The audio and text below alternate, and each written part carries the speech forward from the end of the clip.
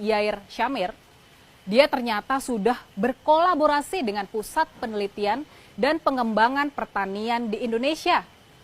Salah satu mitranya di Indonesia adalah Eyang Prabowo. Berita tersebut sebetulnya sudah diterbitkan agak lama. Sudah terbit sejak bulan Januari tahun 2022. Tapi memang kabar ini kurang digaungkan oleh media-media di Indonesia. Berita tersebut diterbitkan oleh sebuah media Israel, yakni The Jerusalem Post. Alamat situsnya jpost.com. Buat lebih memahami konteks dari berita penting ini, kita harus bahas dulu soal The Jerusalem Post-nya. Media ini adalah surat kabar berbahasa Inggris tertua di Israel. Media ini didirikan oleh seorang laki-laki Yahudi bernama Gerson Agron pada tahun 1932 dengan nama The Palestine Post. Nama tersebut bertahan sampai dengan tahun 1950 dan kemudian diganti menjadi The Jerusalem Post. Sampai sekarang media ini bisa dianggap sebagai media berbahasa Inggris paling berpengaruh di Israel. Jadi The Jerusalem Post ini bukan media kaleng-kaleng ya. Nah, tanggal 11 Januari tahun 2022, The Jerusalem Post menerbitkan sebuah artikel dengan judul How Agriculture Led Indonesia's Defense Minister to Talk Normalization with Israel. Kalau dalam bahasa Indonesianya, maksudnya kurang lebih adalah bagaimana kerjasama pertanian membuat Menteri Pertahanan Indonesia menjajaki normalisasi hubungan antara Indonesia dengan Israel.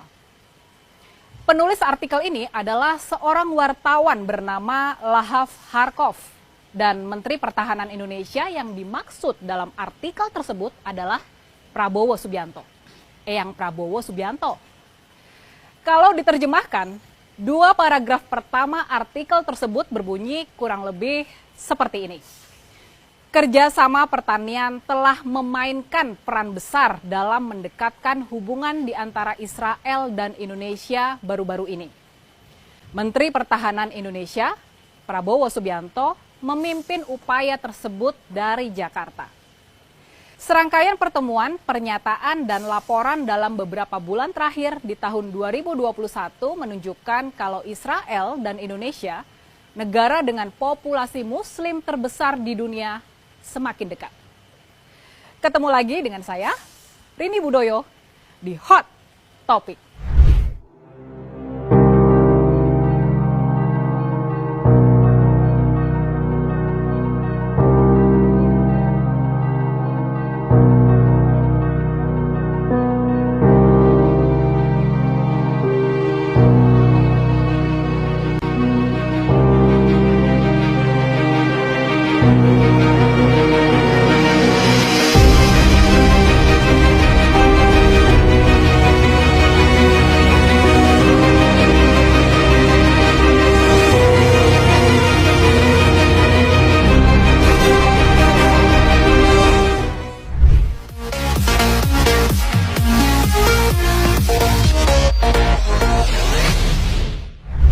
Dalam artikel The Jerusalem Post ini juga dituliskan pernyataan yang kurang lebih seperti ini.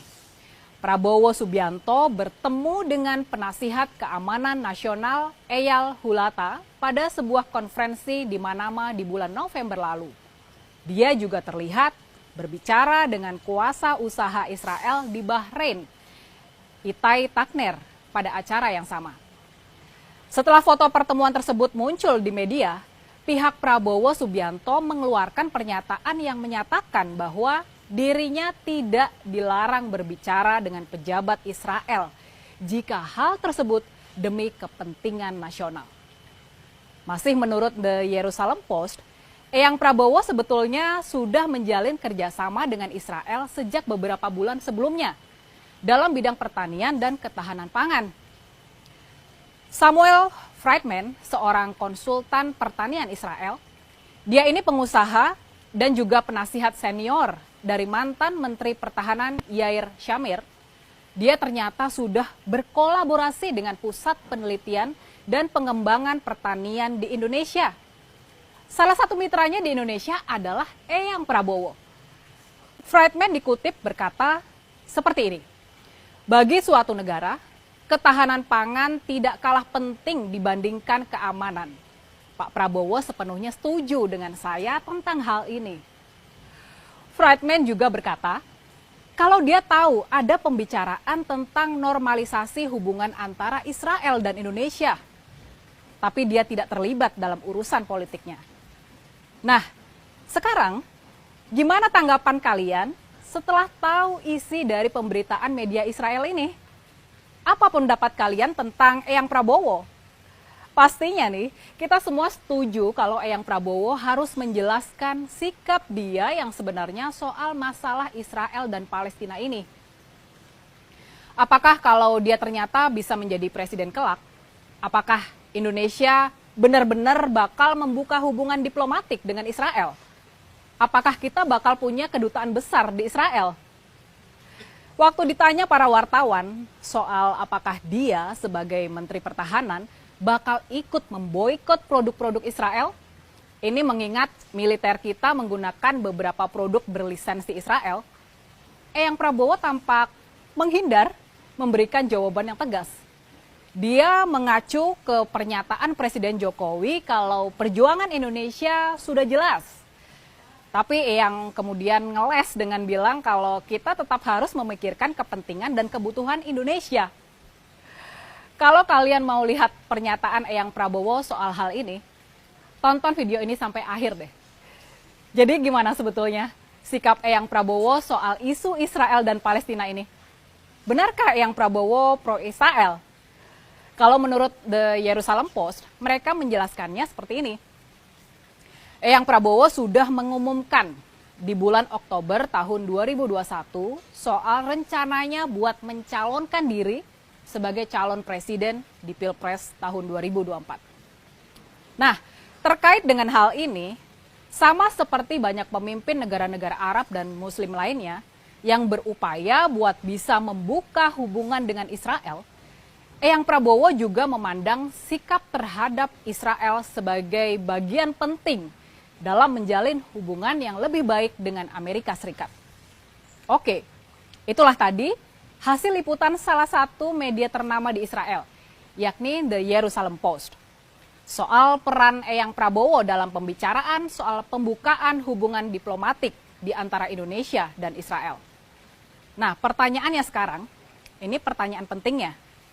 Pertanyaannya, apakah kalau memang benar manuver Eyang Prabowo ini sudah atas sepengetahuan dan persetujuan dari Presiden Jokowi?